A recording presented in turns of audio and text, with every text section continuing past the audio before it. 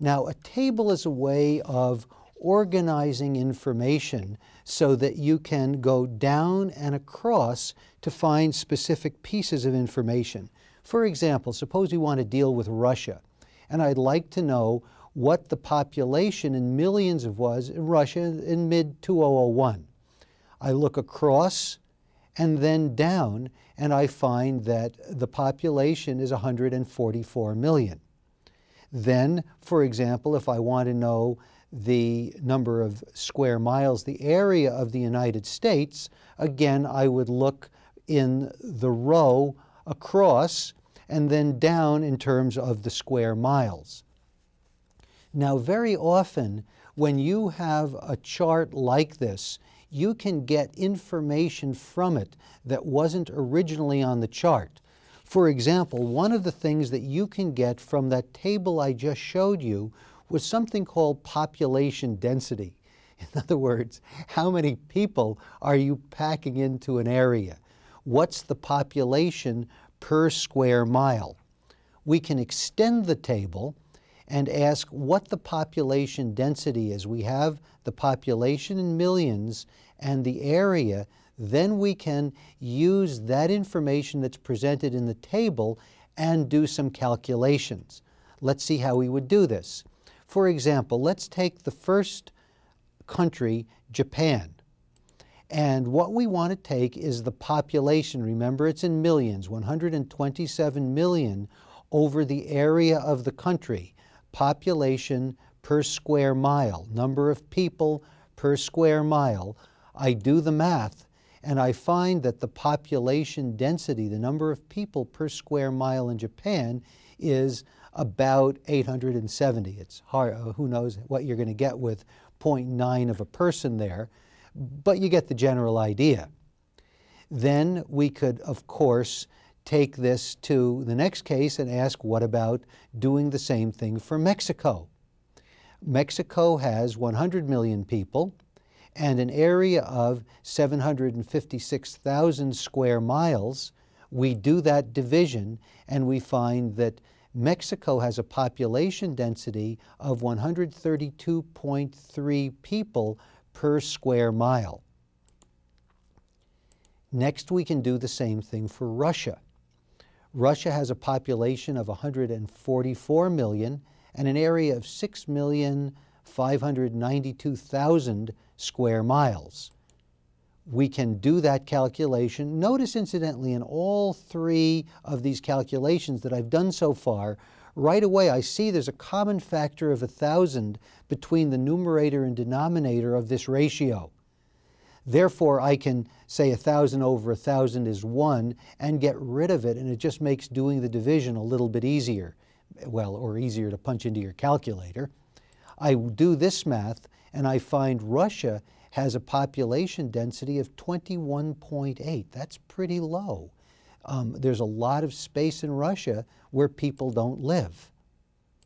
And finally, I can take the United States and I can do the same set of calculations with the United States, find out that 76.7, put that here, and then I can go back, and since I've done each of those calculations individually, I can go back and fill in for each one of these and try to get some interesting information that I didn't have before by taking the data, the basic stuff presented in this table, and then doing some manipulation with it. So when I look at this, I can see right away that the population density in Japan is over 10 times greater than the population density in the United States. In other words, there's not so much room in Japan for people to spread out. They have a lot of people for the amount of land they have.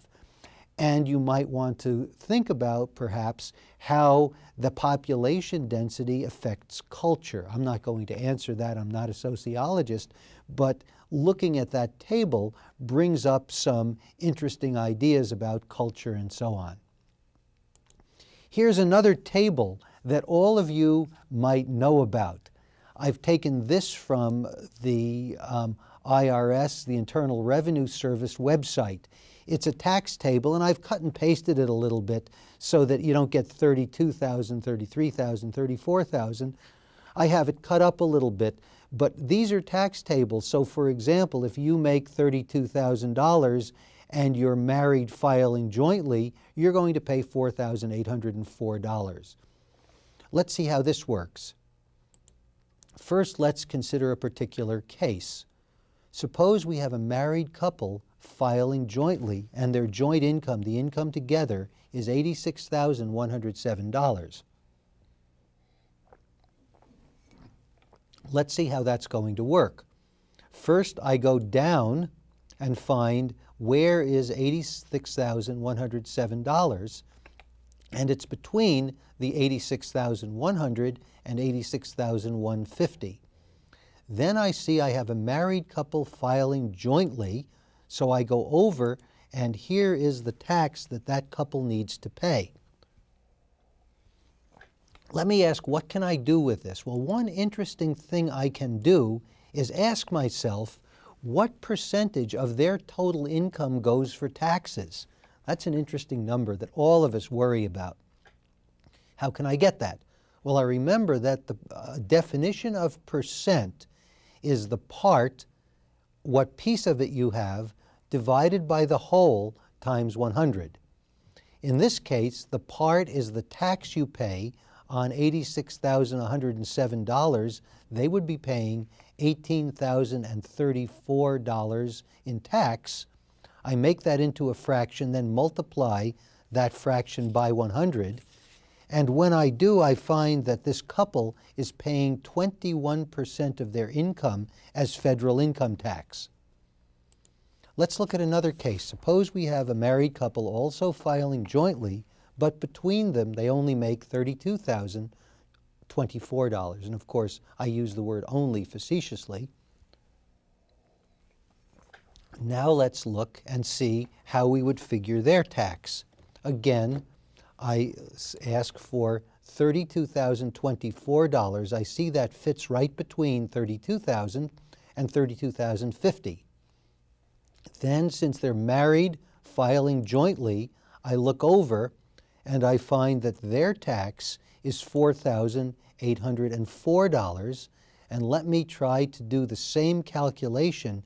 What percent of their income do they pay?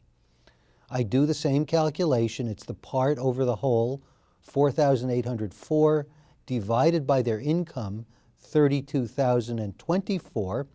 Multiply that by 100, and I find that they pay 15%. Notice this is what they consider to be a graduated income tax. The more money you make, proportionately, the greater percentage of your income you pay. The couple making $32,024 paid 15% of their income. The couple making in the range of $80,000 paid a little over 20% of their income, and it just keeps getting better, which is, of course, why we have so many different companies working with you to try to find ways to save you money on your income tax. But looking at a tax table is a very good way of showing you how tables work and showing you that you can take the information given in tables and massage it a little bit to get other useful information. Let's look now at charts. Instead of just having things in a grid where you look down and over and try to figure out what you want to do based on lists of numbers and words, we're going to try to look at how it's possible to represent information or to tell you things in a pictorial format. One of the most common formats is a pie chart. And a pie chart is useful to show quantitative relationship between different quantities. For example, if I have 3 different types of workers, perhaps I have math professors, writing professors, and reading professors, and they make up so much percent of the whole. You notice if you're dealing with percent here, the whole pie adds up to 100%. And the pieces are parts of that 100%. pie charts are particularly useful to show these percentage type of relationships between different quantities that you might be considering. Let's look at a specific case. This is a pie chart that I found on the internet about attendance at a particular technology meeting. And you can see there were different kinds of people attending. You had EDI coordinators and managers and presidents, CEOs and consultants, analysts and people from financing and purchasing. And notice that it shows the relative percentage of each of those different types who were attending. Now assume that there were 2,120 people attending altogether. Let's see what we can figure out from this pie chart. First of all, we'd like to know how many president, CEO, consultants attended. First thing we need to do is identify that slice of the pie that represents the president and the CEO consultants. And when I look at that, I see there is that it's 17.3% of the total number of people who came, which is 2,120. How many people were presidents, CEOs, or consultants? 17.3% of. The magic word "of" there means that I multiply 17.3% expressed as a decimal is 0.173 times 2120. When I do that multiplication, I find that about 366.8. Now, what's 8/10 of a president? I'm going to round that off to say that there were about 367 presidents, company CEOs, and consultants who attended that meeting. Notice what I did is that given the information, 17% that was given in the pie chart, and the 2120 I was given about the number of attendees, I was able to get some additional information out of this pie chart. Another piece of information I can pull out of this pie chart is I can ask what is the ratio of the number of analysts present to the number of presidents. There is the slice of the pie that is the percentage of analysts, that's 6.6%, and there's the president. As before, it's 17.3%. The ratio is the analysts to the presidents, and I can have the ratio 6.6 to 17.3, and when I do the math here, I find the ratio is 0.38 analysts per president. Or another way of looking at this, that's almost 0.4. Roughly, I have 2 analysts for every 5 president CEOs who were there at this meeting. Here's another pie chart, and this is the number of faculty at the University of Waterloo in Canada.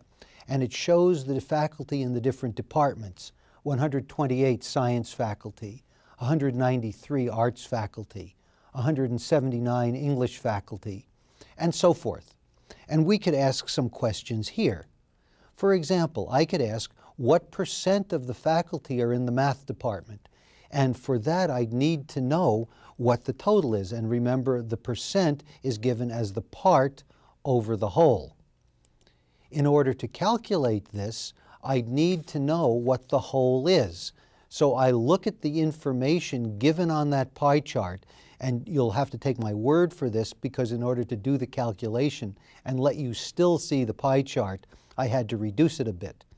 But when I added up all of the faculty and all of the departments they gave me, it came out to 758. Then I could say, all right, the part over the whole is 153 in the math department over all of the faculty, or 758 faculty, and that worked out to 0.2, or 20%. So I could tell you, based on that graph, that that dark slice representing the math faculty is 20% of the faculty. Let's look now at another way of representing information graphically, and that's called a bar graph. Here's an example, and this actually was done by some second graders, believe it or not, and it was a study that they did on recycling materials. We can see there that they're talking about how many students, up and down on the y-axis, so to speak. Going up and down, you have the number of students who recycle certain types of materials. What they recycle are cans, paper, plastic, and glass. This is the basic information, and you see a bar graph is useful if you have different classes of things and want something perhaps a little bit more numerical, but be able to quickly make comparisons between them. What do most of the students recycle, or what do most of the students' families recycle? The highest bar is cans. Then paper and plastic are about next, and finally we see glass is recycled by the fewest number of students' families. Let's see now if we can extract some other kinds of information from this. One of the things that is always a problem with a graph like this is figuring out, if we're going to do a numerical analysis based on this information, how to get the exact numbers out of here. For example, I look at cans, which is that highest bar on the left, and see that it's somewhere between 50 and 60 students' families recycle cans. But I have to make an estimate because the scale isn't exact. And I look at that, it's about halfway between 50 and 60. Let me estimate, and I could be off 1 or 2, but maybe it doesn't matter, but let me estimate here that 55 students' families recycle cans. Then I look at paper, and I see that paper goes almost up to 40, but not quite hitting it. And again, it could be 37, it could be 38, it could be 39. Let me estimate that as 38. I notice that the plastic bar is a tiny bit lower than the paper bar. Let's call that 37. And cans, it looks to me, is right at that 20 mark. Let me call that 20. Now I've worked backwards, taken that graphic information, which basically is to show you what the trend is. Most people recycle cans, many fewer people recycle glass, at least within this particular class. What kind of information can we use it for? Suppose now there are a total of 250 students in the school. We could ask, what percentage recycles cans? Now, obviously, I can't add these things all up because the same families might also recycle cans, paper, and plastic. So if I look at these numbers here, the 55 cans, 38 paper, 37 plastic, these could be the same people if they recycle more than one thing. But what I can say is if I know how many students there are total, and again, we may have some students' families who aren't recycling anything, but I can ask now, what percentage recycles cans? I can go ahead and again start with the definition of percent. It's the part over the whole. Then that's 55 students over 250 students, and I can tell you about 22% of the students recycle cans. I can get information like this from these graphs. In other words, you can take them. The graphs are great because they provide a visual context. You can look at a graph and instantly have some feeling for what it's trying to convey. Is it trying to tell you about how things are divided, where a pie graph would be good? Is it also trying to show you maybe trends where you have different things where a bar graph might work? This works very nicely. Let's just look at another bar graph, but one that represents things in a different way. This is a graph that represents computer jobs, and of course they've tried to make it look very technical, and it indicates what an average salary is after you've worked a certain period of time. They say here, if we look at this, the average salary after 6 months is about $43,000. After a year, it looks like they've got a bit of a raise to $45,000, $48,000, $52,000, $54,000, and so forth as the longevity in the particular job increases, and it goes from a starting salary of about $43,000, this would be a pretty highly technically trained person, up to someone who's put in more than 15 years and is earning $66,000 a year. And it represents it, while it shows you the numbers, it also represents the information in a very graphic way so that you can see how over the years someone's salary might grow. And of course, if we wanted to, we could do mathematical analysis with this bar graph. For example, we could ask what the percent of increase is. I could take 66 minus 43 to get the difference over the original, which is 43, to calculate that percent of increase. In other words, I can take information from here and do calculations. We've already done that. You see how to do it. I'm not going to bother you with this. I just wanted to show you that bar graphs can be represented up and down, or they can be represented sideways. It depends more on your aesthetic choice rather than whether you can represent the information. It doesn't really matter. Let's look now at another type or another way of representing information, something called a line graph. Here's an example of a line graph. It shows the population of Pima County from 1950 to 1999. Notice up and down we have the population in 100,000s, and across the bottom we have the years. And then the dots represent for each year what the population is, and you see that they're connected by a yellow line. And this type of graph is very, very good for showing trends. And of course, we see the trend here is that the population of Pima County has almost grown at a steady rate from 1950 to the estimated value in 1999 when this particular graph was made. Suppose we want to find what the population was in 1990. We start at 1990 and go up until we hit the graph. Then we move over and we see it comes between 6,000 and 7,000. And again, we're going to have to try to interpret about where that is because this graph is crude. It's more to show us the general trend than to give us specific information. But as best I can tell, it looks like it's mostly close to the 700,000, so that I would guess here that the population in 1990 was roughly 680,000. We could get some other information. For example, I could ask, what's the population in 1970? I do the same thing. I go up from 1970. Then I go over and I try to interpret that. It's somewhere between 300,000 and 400,000, and I'll say that that's about halfway. So the population there is very approximately 350,000.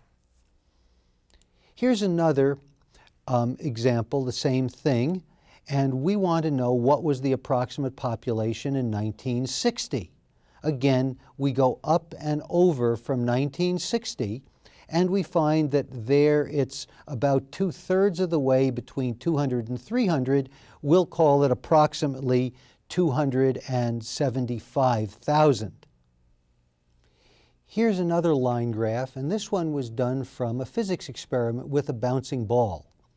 If we look at, there were a number of different trials here where different starting heights, which are listed up and down, and let me assume that those are centimeters. Now, typically, if you were making a graph like this, if you were in one of my physics classes, I may have dinged you here because they have the numbers without telling you what the unit is. But we're going to assume that this is centimeters. Incidentally, this is a graph I found on the internet. Very useful thing, the internet.